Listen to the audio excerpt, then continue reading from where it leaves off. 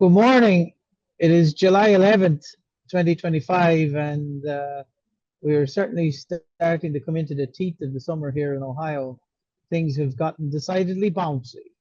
I know at our location in Worcester, the brown patch is running rampant, and I'm pretty sure we saw some gray leaf spots along with leaf spots on the tall fescue in that location as well. Some of our bent grasses on our research screen looking somewhat stressed. Some of them not so bad, but definitely the pressure is rising. And so we're going to see another week of this at least with higher temperatures, though I do think drier conditions. Online today, we got Dr. Dave Shetlar, Dr. Dave Gardner, Dr. Drs Wu, and Pam Sherratt. Pamela, take it away. Good morning, everybody. I am currently sat looking at a big patch of dead grass and wanted to talk a little bit about, so sort of this would be for the professional turf manager and the homeowner, but sometimes we look at an area of grass and we might see dead grass, brown grass, stress grass, and not really understand why it's brown. And so just some general thoughts on that. This time of year, with the environmental conditions favorable for disease, especially right now in central Ohio, I am seeing so much disease. And I think because we've had timely rains, we've had high humidity, the moisture content is one of the major driving factors, leaf tissue wetness, especially overnight. And so if you've got ryegrass or tall fescue, chances are right now you're battling brown patch. You may have some pythium.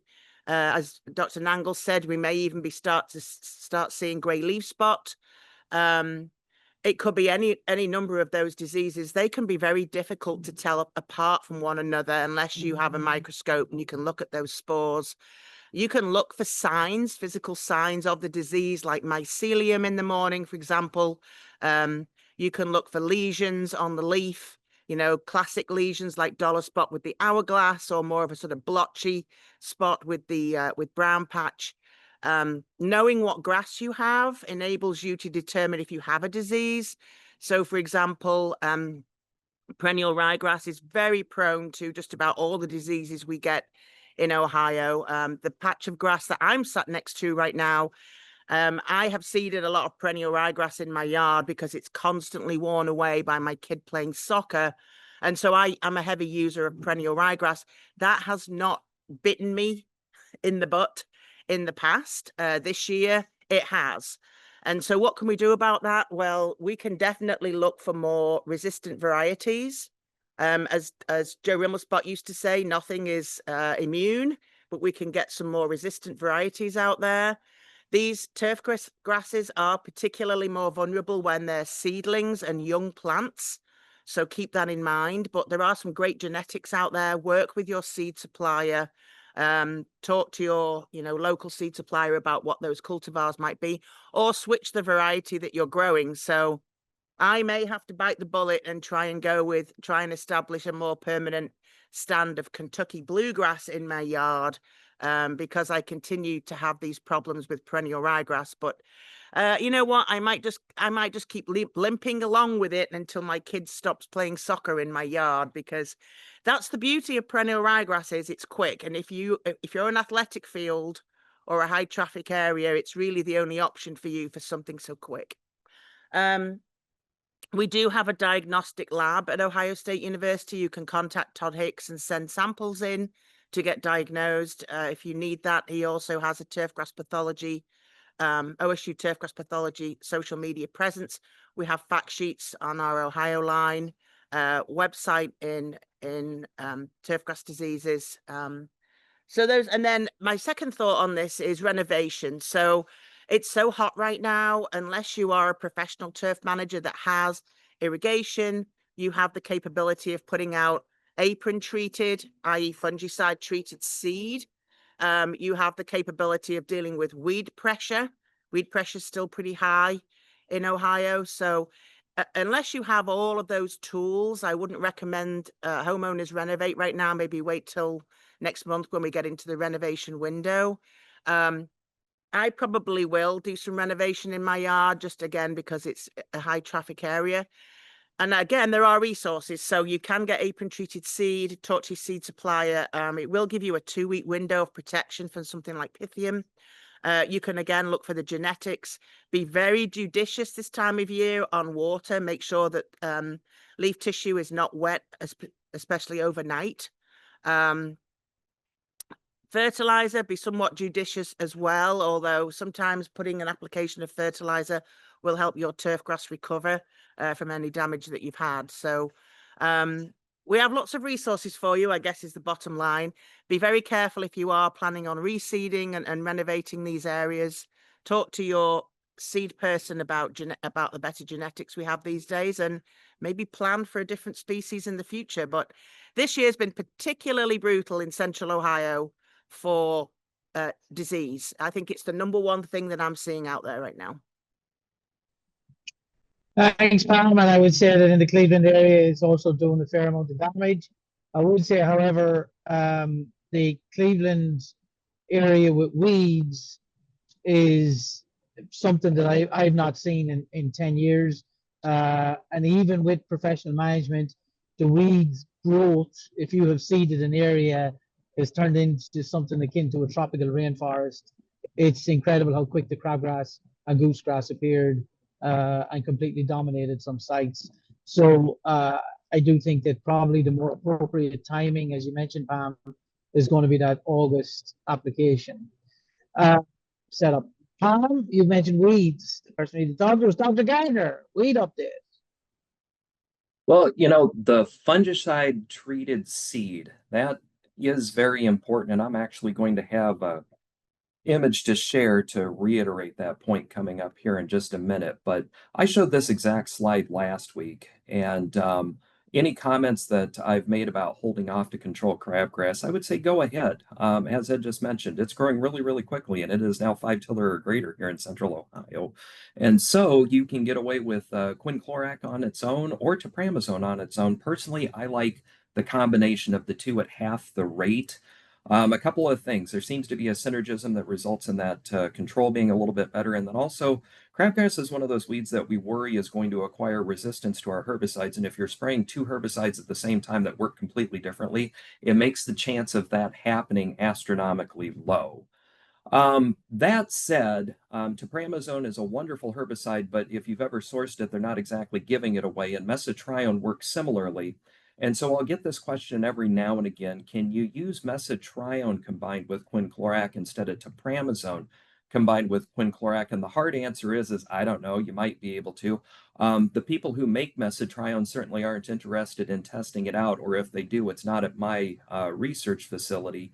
But I will have some demo plots at our field day. So if you're interested in coming, this is a shameless plug for our field day coming up August 5th.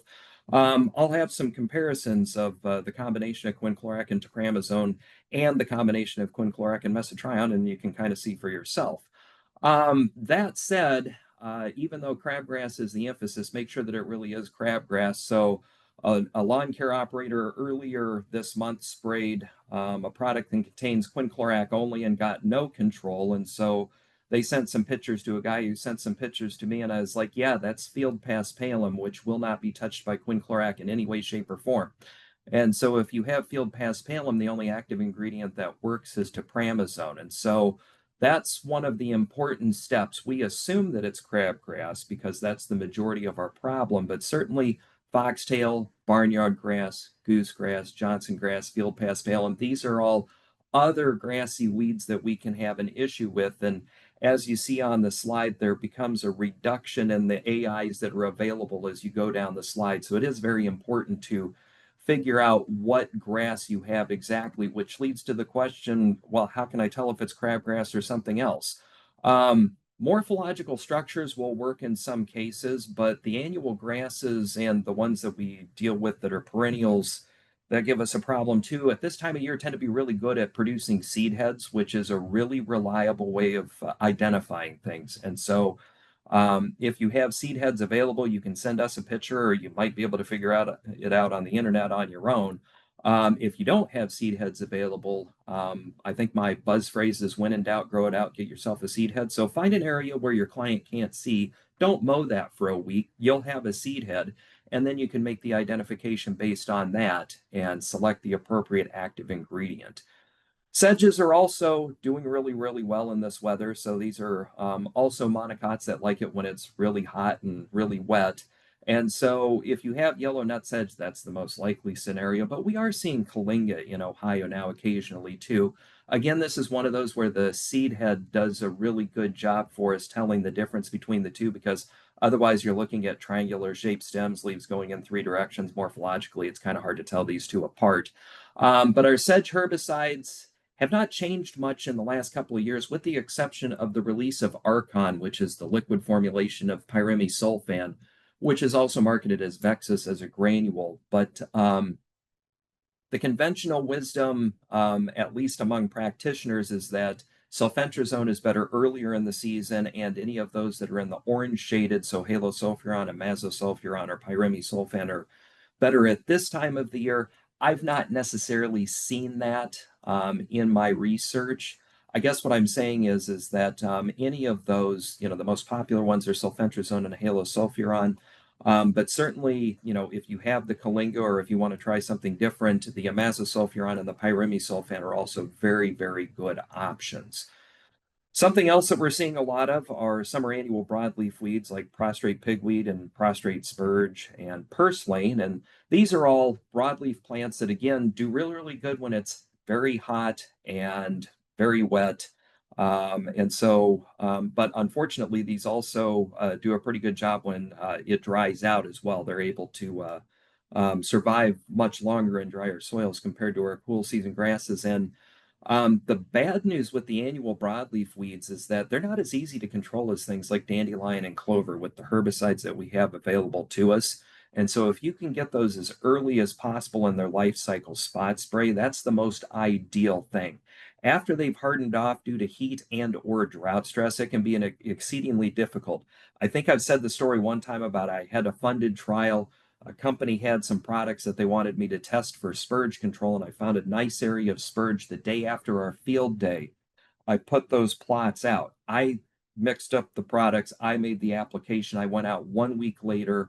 And, normally with a herbicide trial, it's pretty obvious where your untreated control is. When I walked up on this plot, the first thing that popped into my head was I did remember to mix the active ingredient with the water before I sprayed, right? So again, my point is it can be really hard to control those weeds. So get them when they're young if you can. The other thing is that a lot of those that are bothering you now can be controlled with the same pre-emergence herbicides that you use to control crabgrass. So any of those areas where you're struggling with post-control now and their annual weeds, a pre-emergence herbicide might be able to help you out.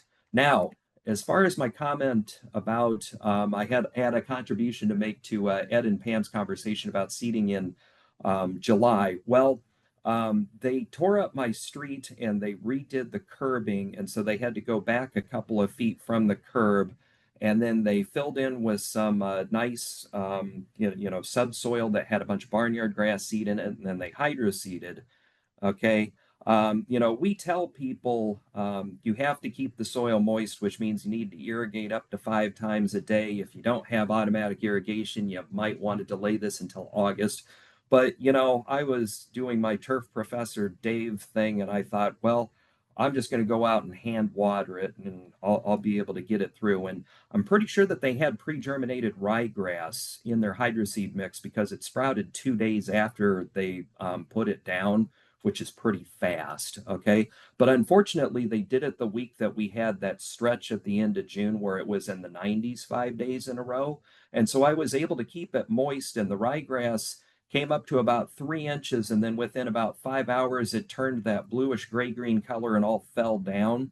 And so on the right of the dashed line, that's my yard with the barnyard grass and the dead ryegrass. And on the left is my neighbor's yard where she didn't even touch it. She didn't water it. She didn't do a darn thing. And it's not great germination, but it looks a lot better than mine. Bottom line, this is a terrible time of the year to try to establish grass from seed. And Ed, that's what I have for today. Dave, I need to give you one picture from a trial that I put in the ground about 3 weeks ago. It's outstanding for the weeds. Dr. Shetlar, insect update. I'm sure you got great news as well. Yeah, I'm going to see if I can get this to work here. There we go. I just wanted to reiterate that everything in the grub world seems to be 2, possibly 3 weeks behind what we've had in the past. Here are my light trap catches of the northern mass chafer here in Hilliard, Ohio. And I got my first captures on the end of June, and then they peaked, as you can see here, just around the 4th of July and for the following week. And now, this morning I went out and checked my trap, and I only had 9 mass chafers, so they're on the decline. So it was really only about a week and a half to 2 week period that the mass chafers did their flight. That seems to be a little bit compressed. And the same thing's happening with the Japanese beetles. Nobody was saying anything. And then all of a sudden, around the 4th of July, I started to get a lot of inquiries and people commenting about the Japanese beetles coming in. So, and why am I mentioning this? Well, if we're 3 weeks behind on the adults emerging, that means that we're 3 weeks behind on egg hatch for these white grubs. And I just want to caution people that, especially if you were using imidacloprid or merit products and you applied it in early June, we do have the possibility. We're seeing that if you're using the old label rate, which was 0.3 of a pound instead of the currently recommended label rate for white grubs, which is 0.4 of a pound of active ingredient, it's very possible that application in early June ran out of steam. And that means that when these eggs hatch, it takes about 20 days for these grub eggs to hatch. That means they would hatch here in the latter half of July. It may be that you're going to see some grub failures. Speaking of egg hatch, we're getting what I call that sort of summer doldrums weather patterns right now. And that means that it's really hit or miss when it comes to rainfall events. But the rainfall events that do occur are usually intense and of short duration. But that's often enough to keep the white grub eggs hydrated. Remember, white grub eggs have to absorb moisture from the soil in order to develop. And once they've absorbed that moisture, they can complete the development, even though we might have a dry spell. To me, a more interesting thing that's happened over the last week, I've had 2 inquiries about a strange caterpillar that's appearing in the turf grass. Now, here's an area that the turf had turned brown, probably from some sort of a disease. I think in this case it was one of the brown patch or something like that. And when my technician dug around in there, what she found was this interesting burrow. When I first saw it, I thought, well, maybe that's a spider burrow, but then I realized that it wasn't. It's about the diameter of a pencil. And this is an unusual critter that we don't normally talk about. It's called the burrowing sod webworm. It's not a sod webworm at all. It's in a completely different family of moths. The larvae are elongate. They can usually, when they're mature, they're well over an inch in length, probably 1.25 inches to 1.5 inches. They have what looks like a black head capsule. The head capsule is actually right here, and then they have a collar-like black pronotum, and then they have what appears to be just a light brown body. Now, if you dig one of these things out, what you'll find is that here's a close-up of it. Here's the head capsule. Here's that black collar. the body looks like it doesn't have spots like a normal sod webworm. So, but remember, it is not a sod webworm. It's actually, we call it an Acrolophidae, is the family. And the larvae, once you get them out and dried out, it looks like the body is covered with this very soft, velvety textured surface. The adults are flying right now. We have 3 species of these that I'm catching in my light trap. They do come to lights at night. The males are kind of interesting in that they have these big fluffy palps that extend over the top, sort of like large horns that extend up over the thorax. They're really, I've never really associated any turf damage to these acrolophids, but occasionally people see them. I think one of the most humorous thing about these acrolophids is that after the adults emerge, the pupal cases, these little silk lined they line their burrows with this silk paper-like material, and then when they emerge, the birds will often see the ends of that and they'll peck them and pull them out. And it looks like I've seen lawns that look like they've been littered with cigarette papers. And sometimes people can get concerned that, maybe little Johnny, little Susie's sneaking out and smoking a cigarette or something. And it's not. It's actually just these cocoons, basically, of the acrolophids. I don't think there's anything that needs to be done about them. They're really more of a curiosity. I have noticed that they've been on the increase over the last decade. I've got records of them in my light trap, and they seem to be a bit more common across Ohio. But again, nothing to worry about when it comes to those critters. That's what I have to report. And for those of you who had pronotum and aqualofa on your bingo card for today, congratulations. Your weekend's off to a good start. Thank you, Dr. Shetlar. Dr. Wu, can you please follow that up? Sure. Good morning, everyone. Following Dr. Shetlar's topic on the acronophase, I actually received an inquiry about that yesterday, and then they said, well, it caused terrible damage. And well, I want to comment that although you say it does not mean that it's fully responsible for the damage. As Dr. Shetlar commented that usually this insect doesn't cause significant damage. So you may want to look at other potential problems, especially at this time. The disease are very common, very active, just like Pam mentioned. We have brown patch and leaf spot very active. So this can be misdiagnosed as other pressures. So yesterday when I was driving along the road from home to work, passing the Henderson Road, I was seeing in the road divider, there's big patches of dead brown grass. It's just everywhere.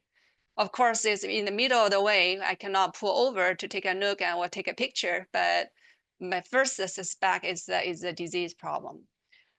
So talking about the disease control, and I want to mention one thing, want to keep in mind is irrigation. So when the summer gets here and we get hot and dry days, people may irrigate the lawns to make the grass look nicer and greener. But I want to bring your attention that I noticed that some people irrigate in the evening, and however, that's I feel like if in the hot day plus you irrigate in the evening, it's kind of asking for disease because the disease fungal spores, the mycelium, they favor the moisture conditions at night. That kind of extended moisture condition for them to grow, especially under warm conditions. So I would suggest to irrigate in the morning, and also irrigate thoroughly and infrequently as possible. So instead of too often irrigation or at night. So that's my suggestion. And also, another thing is about irrigation is that Dr. Shetlar mentioned about that grub eggs, they prefer moisture conditions. They need moisture to hatch. And so usually the lush and good growing lawns can attract the Japanese beetles and some moth come over to lay eggs. And the moisture conditions increase the survival of the next generation. So I would say if as in, do not irrigate too often. It's my suggestion. Last year we had a very dry summer, and I got called to visit a home lawns. It was irrigated every day, even under the summer stress that was last year that we had. Of course, it looked greener in the neighborhood, and also it has very good grub populations. It just attract the Japanese beetles to the green area, and while the neighbors do not have that problem because they knocked the grass went dormancy. And also last year for the drought conditions, grubs either have lower survival chance or grow at a lower speed. But in that property, I see grubs at very normal growing stage. So they were big size because they have good nutrition from the lush grass.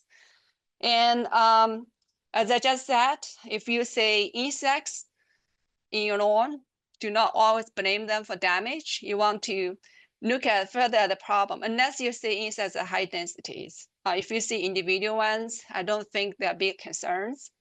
I'll say take a close look at the actual problem for correct identification before taking actions. That's all I have. Thank you. Thank you, Dr. Wu. Okay, folks, we go into another hot weekend, and it's one of those times of the year where when we say do as little as possible to your home lawns, we mean it. Mow high, mow infrequently. You will do a whole lot better, I promise. I don't get paid to say that. We will see you next week, and hopefully your grass is still somewhat green. Thank you.